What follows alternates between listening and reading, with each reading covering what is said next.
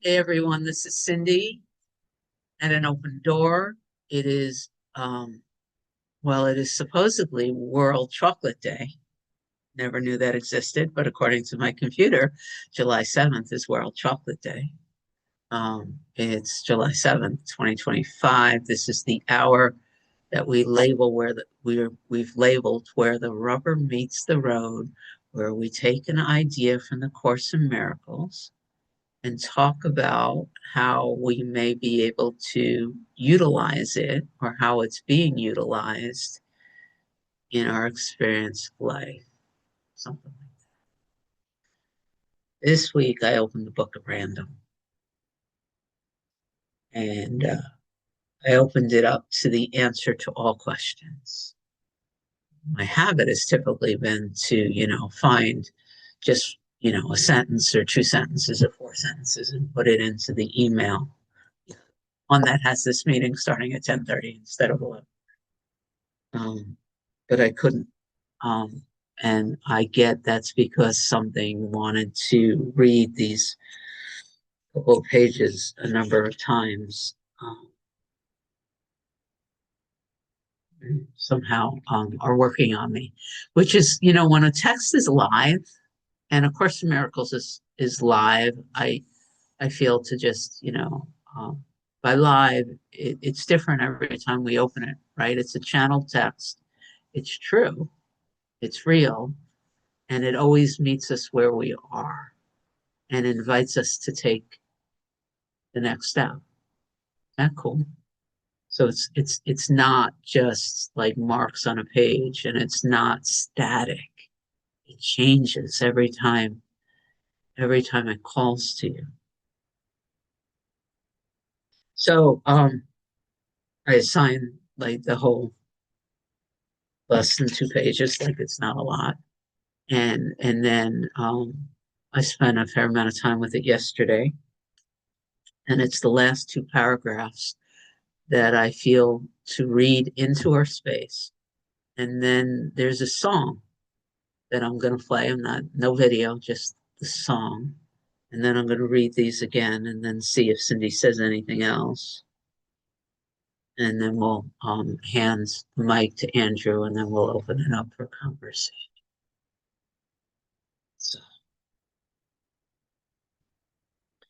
here then, uh, page 247 in the purple book. That's what I'm going to read. The section starts on 245.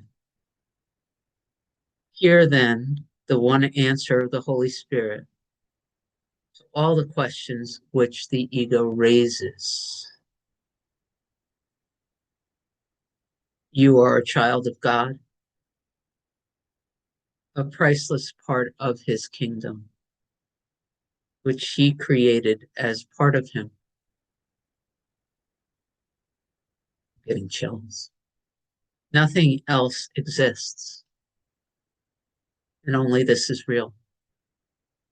You have chosen a sleep in which you have had bad dreams. But the sleep is not real, and God calls you to awake. There will be nothing left of your dreams when you hear him,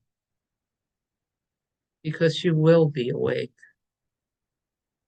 Your dreams have contained many of the ego's symbols, and they have confused you.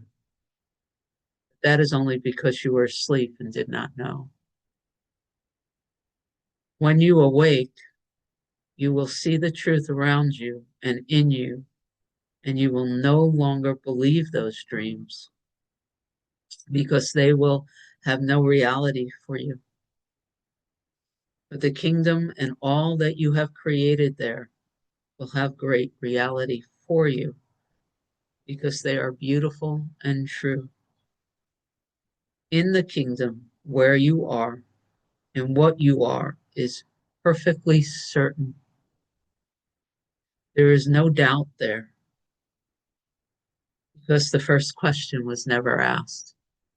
And in case you didn't read the whole section, the first question was, who am I? Being alone lives being. It's interesting. The ego doesn't want to read the sentence correctly. And it's not just me. There's actually a little note at the bottom here inviting you to read this in the way it's intended. So the sentence, I'm going to be slow down. Being alone lives in the kingdom where everything lives in God without question. The time that was spent on questioning in the dream has given way to the creation and to its eternity.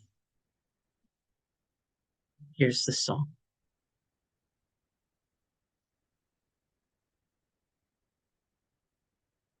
I've decided to be happy. I've decided to be glad. I've decided to be grateful for all I ever had.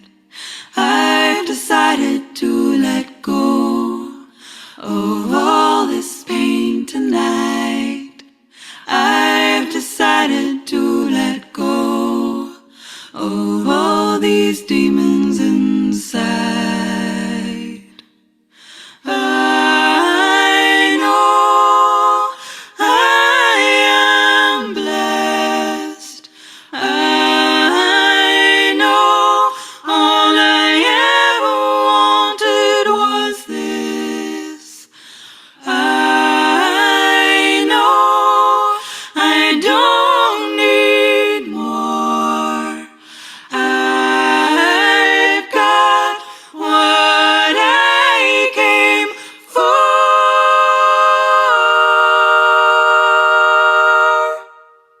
I've decided to be open to that little voice inside, telling me I'm beautiful. It's okay to be alive. I've decided to be kinder to myself when I feel sad.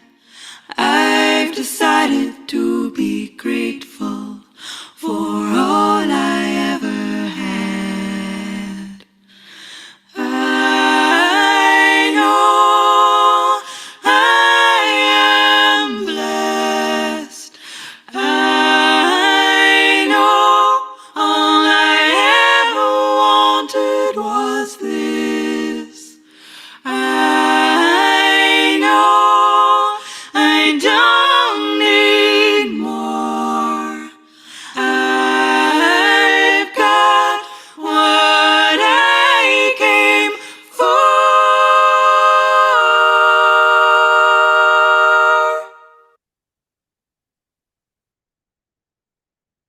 Well, I'm going to read these two paragraphs again.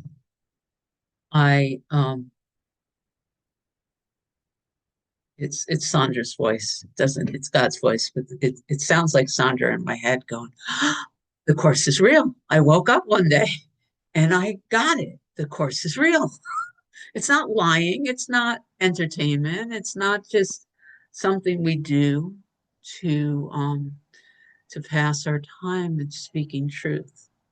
So there's an invitation as I read these two paragraphs again to open and sink below the questioning, yeah, but prove it to me. You don't understand. If you knew how awful my life was, you wouldn't be telling me that I never left God voice, and allow these words to touch the part of you that knows the truth.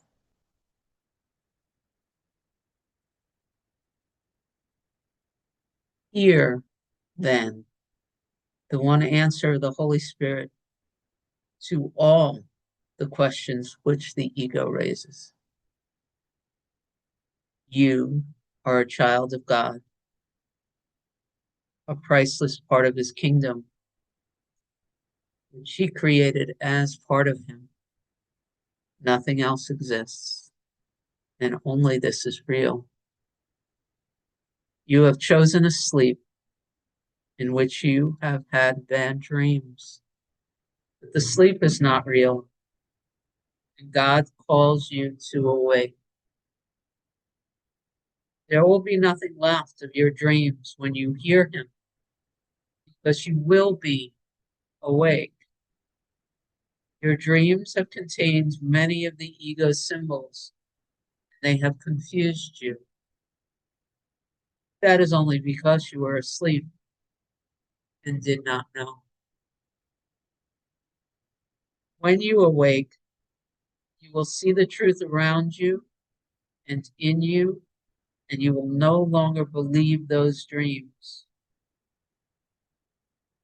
because they will have no reality for you. But the kingdom and all that you have created there will have great reality for you, because they are beautiful and true. In the kingdom where you are and what you are is perfectly certain. There is no doubt there, because the first question was never asked. Having finally been wholly answered, has never been. Being alone lives in the kingdom, where everything lives in God without question. Time that was spent on questioning in the dream is given way to the creation and to its eternity. The only thing I wish to add at this point before I open it up, so I'm going to run it briefly before this, um, self-inquiry, self-inquiry, which many of us are spending time with, um, is about asking the questions.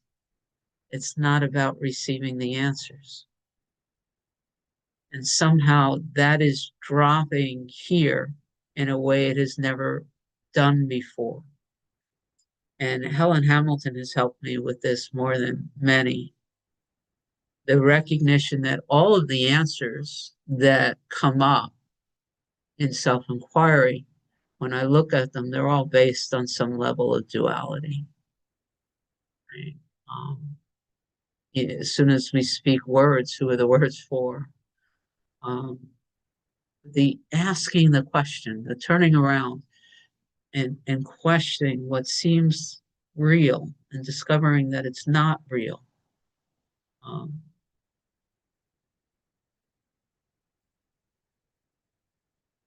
Appears to be dissolving, or how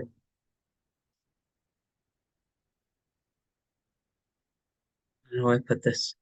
It's poking holes in the drain. Let's keep the verbiage the same as this section. It's beginning to make this sense of being a separate person in an insane world less and less tangible. It's in the questioning. It's not in the answers. Yeah. So that's what I have for now. Hey, Andrew. Hello, good morning, everyone. I love you all. Great topic this week, Cindy. This section, it starts out saying something like, you made the ego without love, so the ego does not love you. And the question that the ego asks is, what are you? So clearly, we are not the ego. You are not your ego. And the chorus repeats all throughout the text that you are not your body, you are not your ego. Now, it says this is a dream. And I'd like to draw a parallel to sleeping dreams. I don't often remember my dreams, but sometimes I do, and they can be quite vivid. And when I'm dreaming, or when any one of us is dreaming, our character is ourself or one ego, but we interact with other people in our dreams. and we don't know what their thoughts are. It's just like, it's just like day-to-day activity, except we know we're dreaming. And yet everyone in that dream is our own creation in our mind. And yet we play just one ego. So it draws a parallel to what the Course says, this world is a dream. And we are just a bunch of egos talking to each other through the internet on your beautiful website. And really, we are one being, but we all seem to have individual egos. We have to wake up our egos and surrender them, basically. But that's just an interesting parallel I thought I'd bring up. That's my comment. Thank you. Thank you Thank again. you. Rana. Good morning, everyone. Oh, Andrew, that was fantastic. Right? Because it really struck me. When I'm dreaming, like asleep dreaming, I absolutely know that all of that is coming from me. Right? There aren't individual characters and places and whatever. Like I just have that sense it's coming from me. So what you've suggested I do is translate that into this dream, right?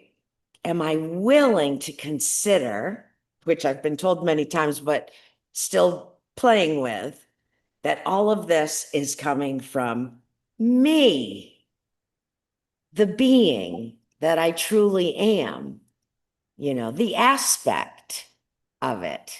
So that is super juicy, Andrew. I love it. And I really feel very connected when this is read, and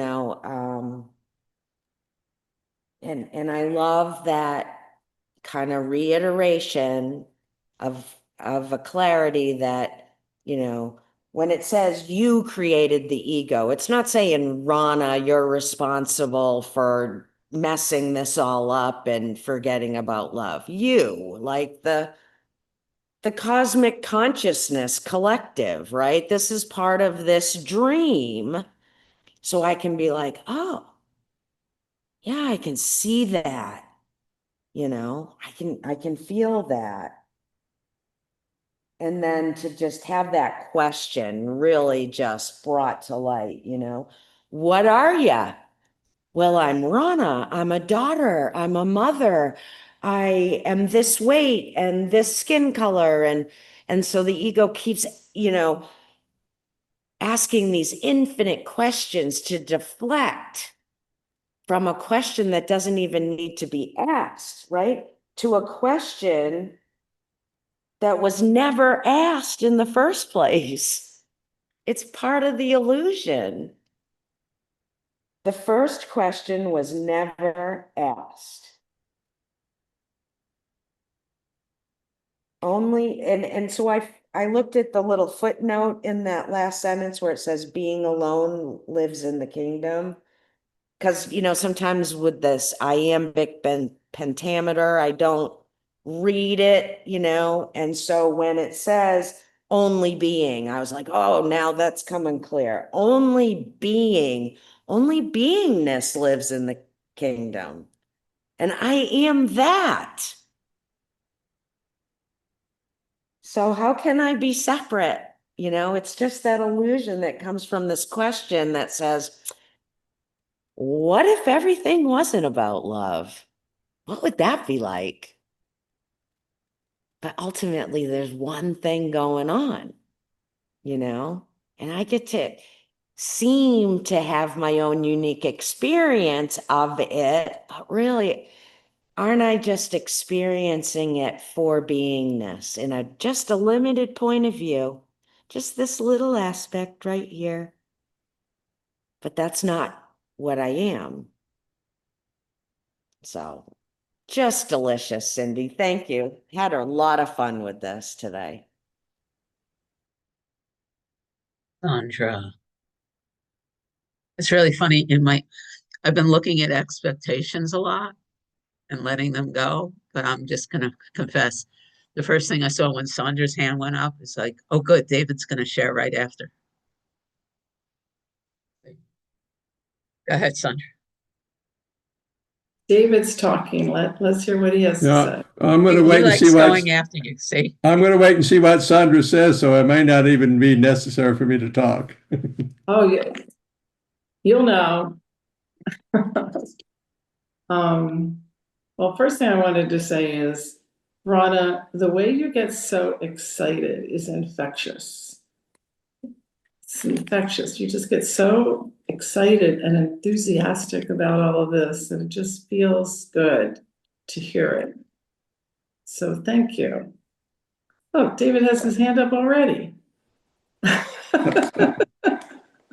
couldn't wait. Why don't we talk together? That would be fun. Can that happen? Can we do it? Can we do a duet? We can do whatever we want. Oh, okay.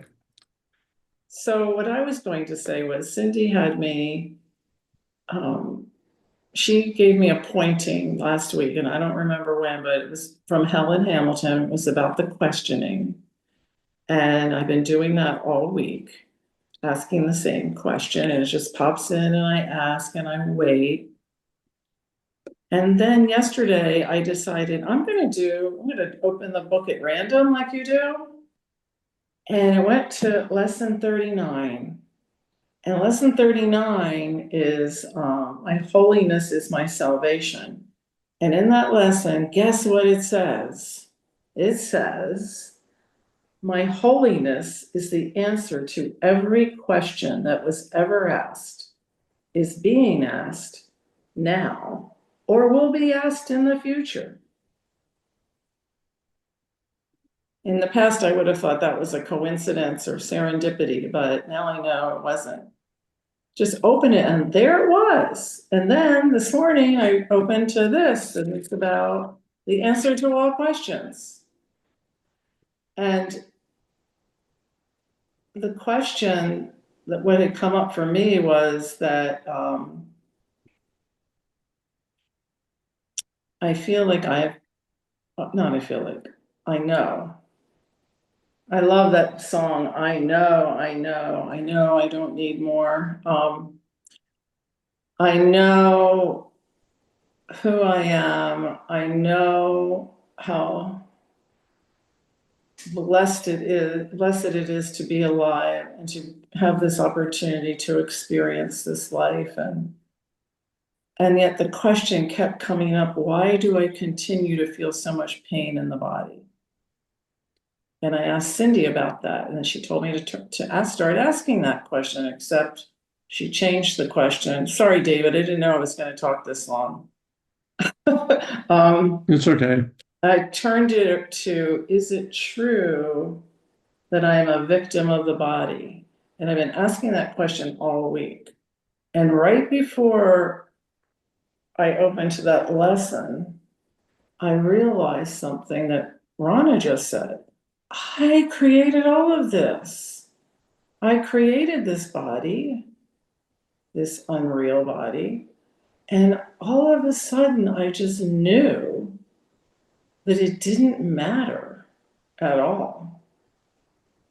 That it was a false premise to be concerned about the pain in the body.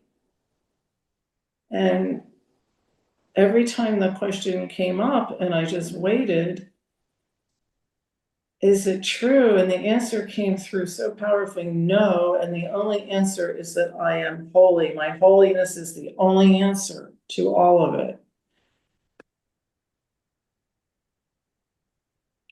Just so happy to know that and to feel it, not just know it, but to really sink into it.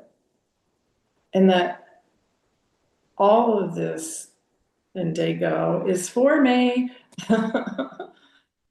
the pointing that I got earlier in the week from Cindy, the opening the book this morning, all of it is completely aligned and comes through with complete certainty, no doubt. So what say you, David? Well, the thing that's really got me this morning was the song. I mean, and I love harmony. It just drills into my body. So, and I started making some notes. I said, we are putting out a joyful noise, and this is made up by all our individual voices combining to make a perfect sound. They like to me, it's like the Everly Brothers. I mean, and they made some of the best harmony I've ever heard.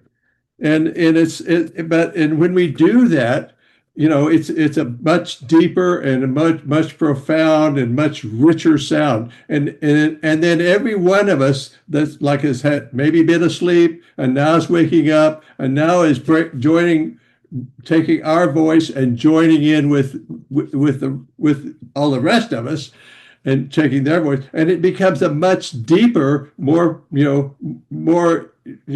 deeper, powerful sound because the whole joy, the goal is so everybody is singing our same song, and I think the other day. Amy and I were talking about George Winston, about the piano player, and one of the things I loved about him is he'll start playing he'll start singing, the canon in D, the Pachelbel. He'll start playing it with one hand, one note, one note, one note, and then. And then he gets some more. Then he adds some notes, and then it gets more profound and more deep. And I think to me it's like God starts playing our song, our note with one hand, but as we all join, God plays with an infinite number of hands because we're all in the song, we're all in the tune.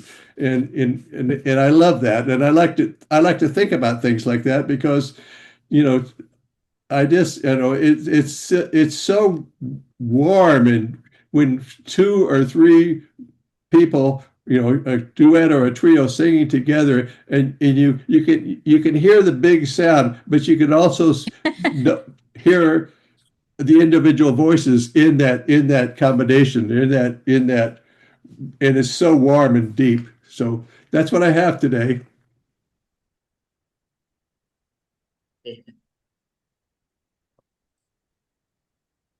Monique. Thank you so much, everybody. I love you. I just want to say something short. When they talk about dream, I studied dream for a while, and we used to say, change your dream and your world will change. When you change your world, your dream will change. So they are the same. This is a dream, and I dream. In my dream, I dream a dream. So they are the same. So change one or the other, it will unite it itself. That's all. Thank you.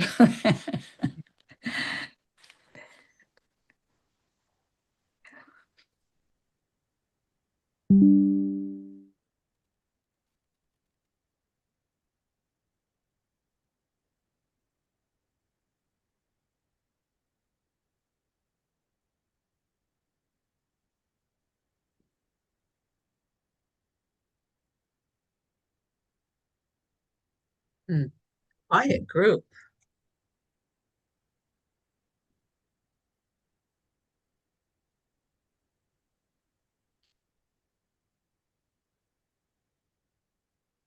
I am.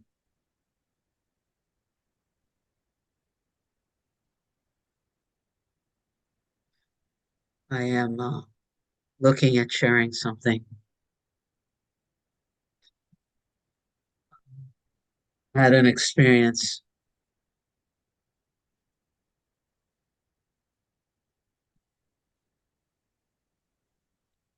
that I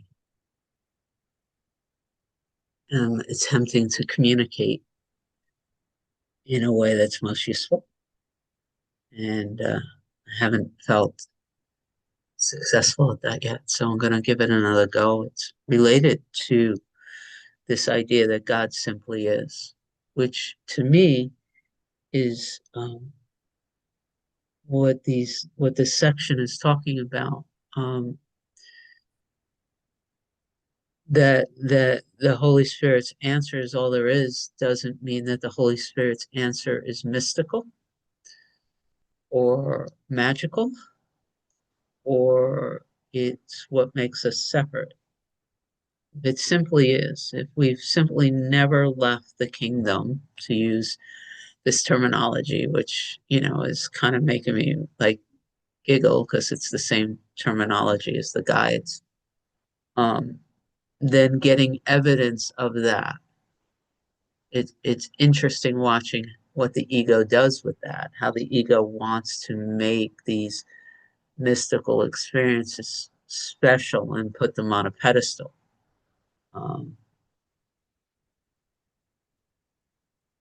And how do we, you know, miracles are everyone's right, purification is necessary first, etc., etc., etc.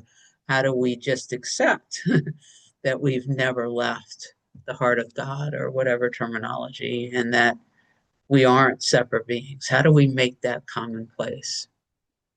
So we'll see how this communicates. You know, my friend Yvonne in Germany and I hold the space for the Global Diet community. And every month, at the beginning of the month, we provide the community with a set of instructions or prompts that we use during the diet. And typically, it used to be that we get people telling us, "Oh, let's do this," but in the last year or so, we've just taken it on. It's just happened, but typically I'm very aware of personality involvement. Like, it would be really cool if, and a little bit of back and forth. She sent me a message last week in June. What are we doing in July? Just that. And as soon as she said that, I typed out 4 instructions. There's 4 paths.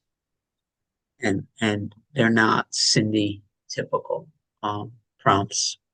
There's no justification really, and they are, you know, tell me something you hold on to. So tell me something you resist, letting go what arises, being empty what is seen. Those are the 4 instructions. She came back and said, these I really like them, but they seem more appropriate for a weekend. And I just said, you know, they're just what, like, literally they came through clean. I don't know. Have you ever gotten that feeling? You just know, right? So we've been using them. The thing is, it's so funny, you know, I hear Helen, like the stories about Helen going, yeah, she allowed the channeling to come through her, but she didn't ever get to the point where the anxiety went away, right? For the first week we were using them. All last week, Cindy, didn't use those 4 prompts. I used the last one. That's appropriate for where Cindy typically is, you know, being empty what is seen, and I would just use that for her. This morning, I said yes to using the prompts, and I do 2 sets of diets in the morning, and every time someone gave me the instructions, I had literally an energy jolt, and I could clearly see that I'm holding on to a layer of defense. Like, and the first time it was like, I'm holding on to this layer of defense. I do not feel safe being myself in front of my family. Bam. I can't, I don't want them to see me because then they'll try to fix me. That was the next layer. Oh my God, there's something here that feels broken. What am I resisting? Well, Sandra told it to me last week in a conversation. I love these conversations. Cindy resists receiving compliments, right? Cindy resists receiving. Like, I didn't see any of this in the way I'm seeing it this morning. What am I, letting go what arises? I realize this sense of, within these prompts, there was the understanding that holding up a barrier with people like my family and resisting receiving from this community. Just thank you, Cindy. It was the same thing. It was the same thing. Like, it's all about being willing to receive God. I could see how the fear of being seen limits the ability to receive from the divine. And so that's just what it opened to.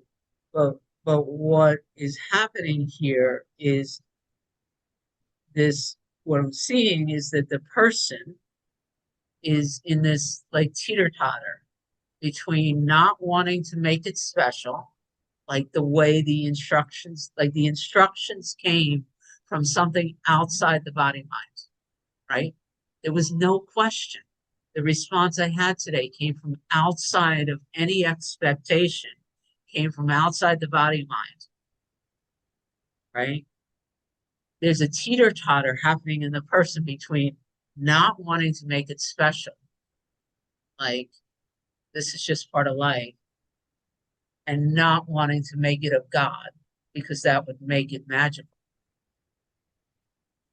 And in between is the sinking into the recognition that there's something here that is clinging to the identity of person separate from the divine. And it's kind of really cool to say that out loud. From the standpoint of non-duality and everything just is, and all we are is consciousness, it's not, it should be commonplace. It would be commonplace. Every communication is going to be that, right? And we can just be in the flow. To be in this experience, this felt now experience of recognizing that God is on the scene and the person is desperately trying to understand it, but God is on the scene and it's working, and the person is teeter-tottering between wanting to discount it as being special and wanting to make it mystical and magical and special is blowing something up in here. So yeah, that's and I sit here and you are a child of God, a priceless part of the kingdom. Beingness is the only thing that's free.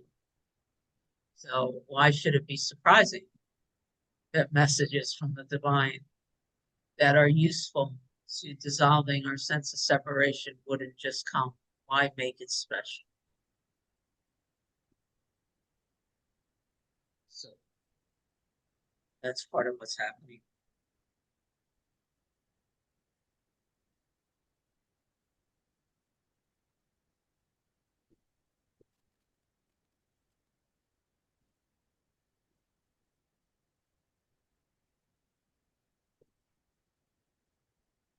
Andrew. Thank you. Cindy, the course, I think it's probably in the manual for teachers, talks about powers that can be developed, and it says everyone has powers they don't realize, but through practice and all, we may get some powers or insights, abilities that are not considered not normal for worldly people. And that's probably what's happened. And there's nothing inherently bad or good about that, but it does say to give all powers to the Holy Spirit to use. And that's what comes to mind for me. That's it. Amy. Thank you. Part of the reason that I'm remaining silent is that I'm immersed, whoever, there is no I. There's no separate power. I mean, who's giving power to who?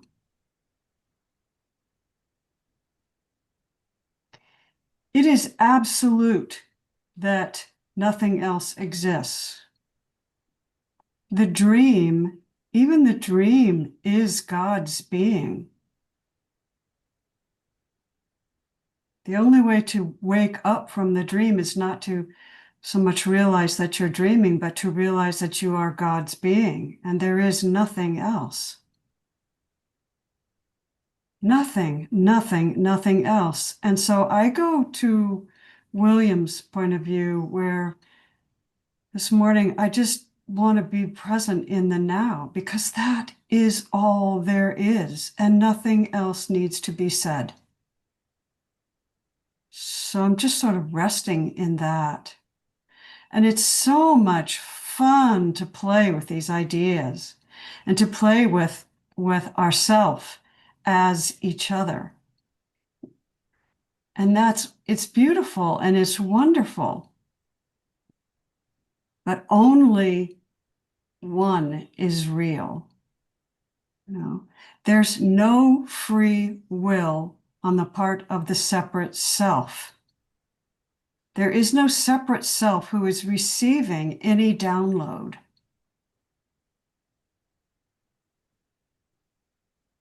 I think we still can get even closer to the truth.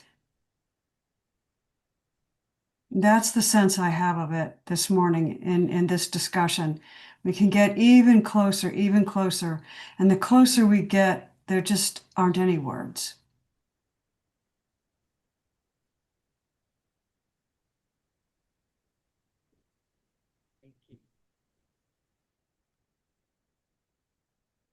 William,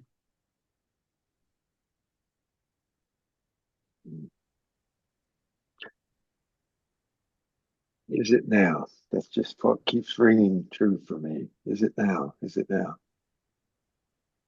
Or is it true? Is it true? I don't know, don't know, don't know. What does the word like mean? Someone didn't like me. I don't like them. I don't even know what that means. Like? I don't know what like really means. I go to now. Is it now? I don't know. Now. All the words, I don't know. Just now. It's just now, just now. That's what keeps reverberating. It's just now, just now. Like? I have no idea. It's just a word. And I'm consumed by it. I am now. I am like, I don't know. Just now, just now. Thanks.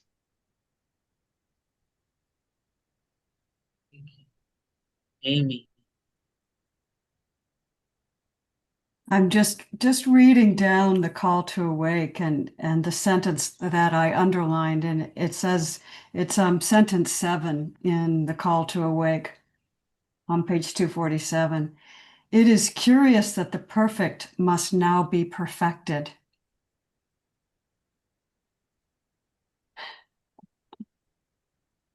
It's just now. It's just what's happening now. And nothing needs to be done with it.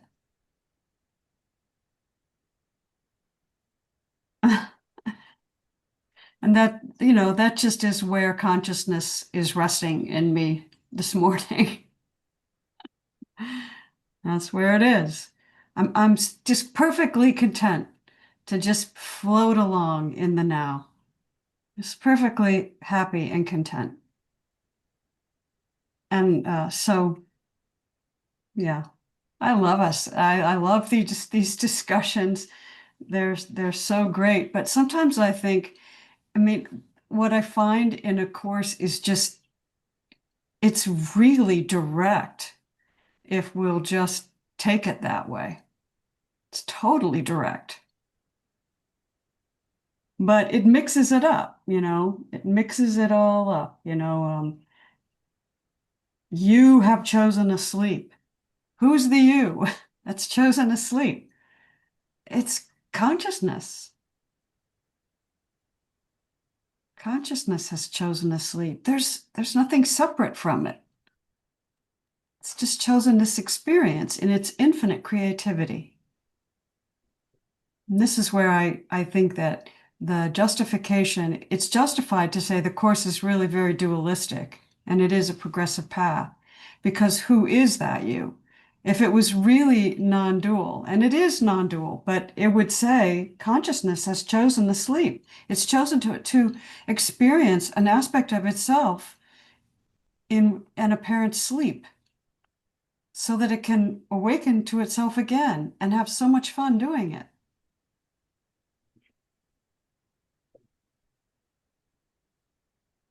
So, all of us. Thank you, Cindy. Livy, are you wanting to talk while you're driving? Keep your eyes on the road. I am. I know. I'm keeping my eyes on the road. Yep. There's probably so many songs related to that. Keep the metal, whatever. But I just wanted to share with the group that what's been going on in the Livy character's life at the moment. And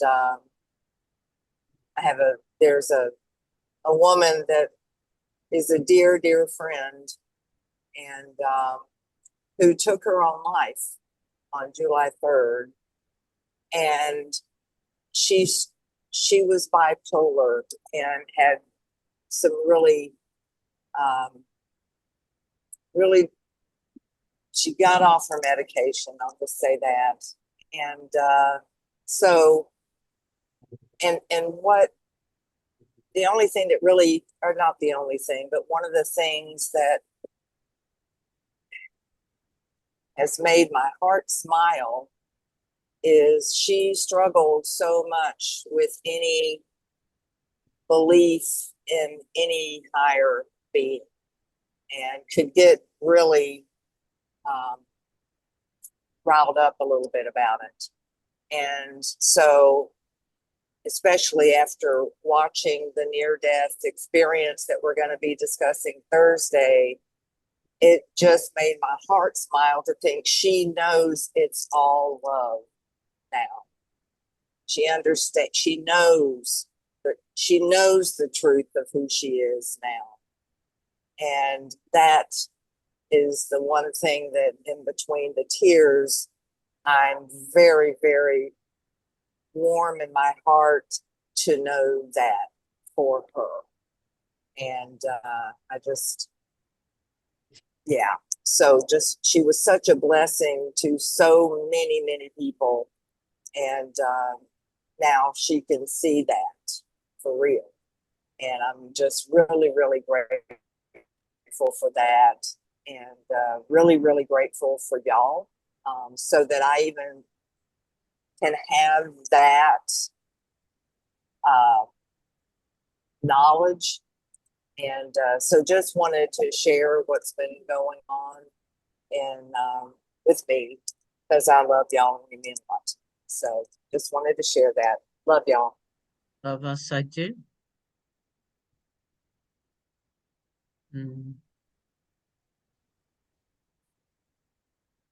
Well, David's asked for a song. Oh, Sandra, please.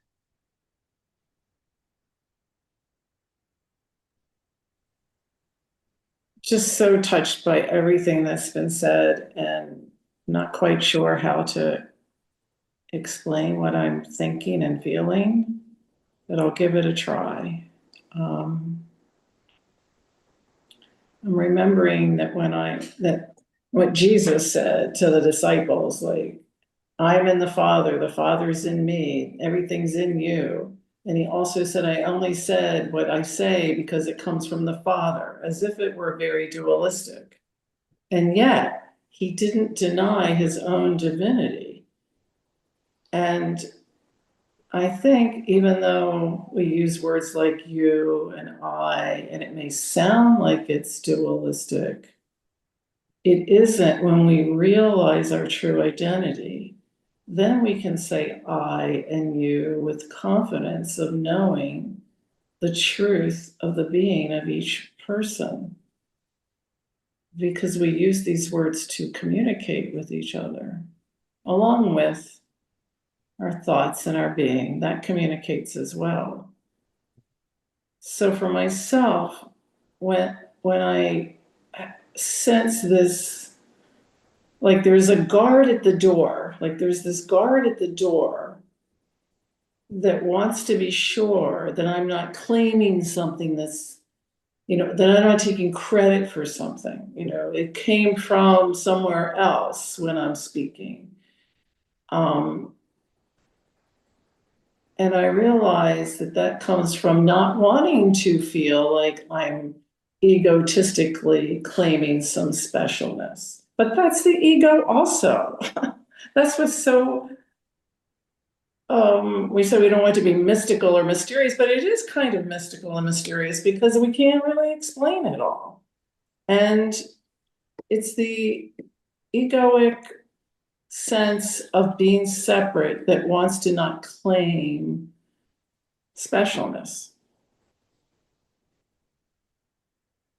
So it's a paradox. And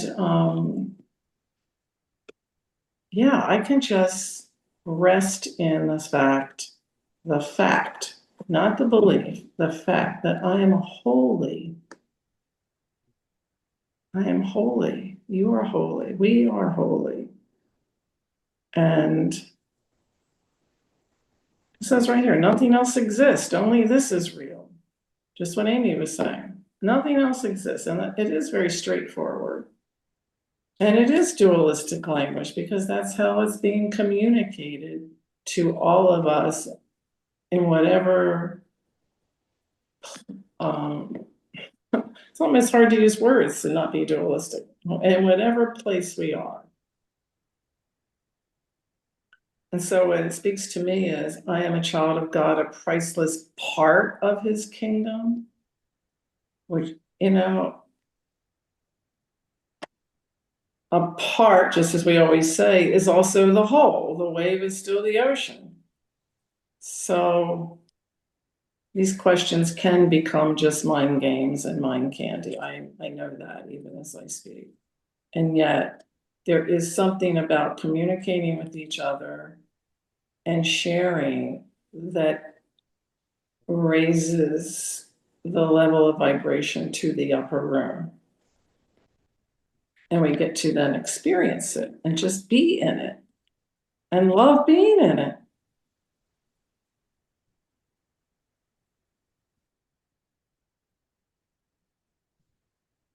Medega's in the house. Hi, everyone. So great to be here. I didn't sleep last night. I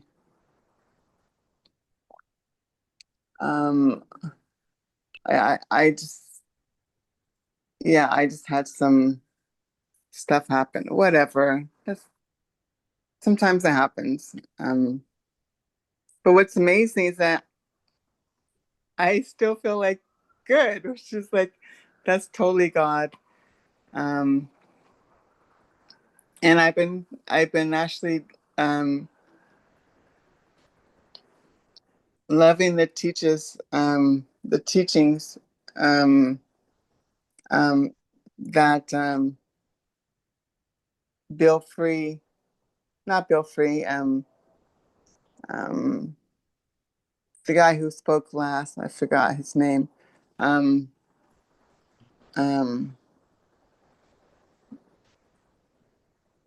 been, yeah, he I'm sorry, I'm so tired. Just really my thing. I'm just really tired. But I'm just so happy to be here with all of you. I'm just speechless. I really am just speechless. how God is just completely taking care of all of us in completely and loved us. So that's really, that's just, I'm just, yeah, I'm blown away. And it's just so amazing to have a God like that. So it's, yeah. And if you haven't yet, I just found this out actually yesterday. So if you haven't checked it out, you can read about it if you want to. But it blew me away. It was amazing. So, and I just love being here with all of you. I just love everything. Yeah. Nice to see all of you. Thank you, Jacob. Hey, David. Okay, I see that William's on. One of the things I'm finally getting it, that Amy was telling me for maybe years or something. There is no I, and when I was thinking about that, like there's no I that is the individual me, but there is an I that's everything, all of it. There's it encompasses everything. That includes God, or whatever you want to say, whatever word you want to say, and all there is one, and or for lack of a better word. And so, and I think that's just so. I'm like I say, I'm just finally understanding that. And Amy, correct me if I need some pointers on that, but it's just there's nothing else. There's what there is you and I and all the individuals, but we're all, like I say, we're all singing the same song. We're all in the choir, and so when I'm preaching to the choir, I'm preaching to myself. So thank you. Thank you. And William.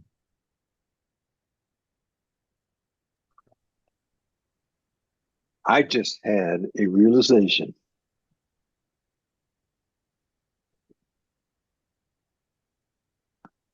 I don't use the word God the way, whatever, because that to me makes me feel separate. The dual, the way I'm doing whatever. The only word that I see is now, just now. Somehow now, that's the equivalent of God, that's the equivalent of this, that, everything now. I don't know anything except now. That's so simple. It's now and not now. Now, not now. Just for me. Do I worship now? No. I'm not separate from now. No one is separate. That's what that means for me. I've been separate all the time. And the word like, separate, the word this, like, is it? I love that question, Cindy. I sleep, eat. Is it true? Is it true? Is it true? Is it true? I don't know. Now. That's all I know now. And then not now. I live in the not now. I play, I run, I shine. I love my wife. I love this. I love that. I expect. I do the whole trip. And then now, magic. Now, not now. Magic, not now. Okay. Just had to share that. I've been separate all the time and trying to, God, you, I. It's so simple now. Okay. Thank you. And Amy, you get the final word. I want to close out with David.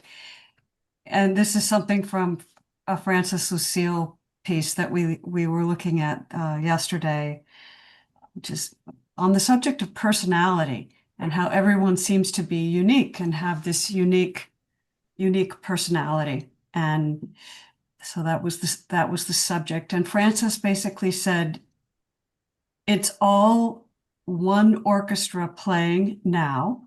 There are all kinds of different apparent instruments, but there's really only one musician. That's it, one musician. So there are no separate instruments. It's just one orchestra, just playing now, now, now, now. Thank you. Thank you, Amy. All right. If you're free and inspired, we'll be listening to the guides in 2.5 hours. Same back channel, same Zoom room. And tomorrow at 10 a.m. Eastern, I do believe we're going to be looking at workbook lesson 40. We had 40. And then at 12, we have 12 stepping. We have a new hour beginning this week at 6 p.m. Eastern on Wednesdays. We're going to be looking at, we're going to be listening to the voice, Helen Hamilton. And I'm going to stop the record button.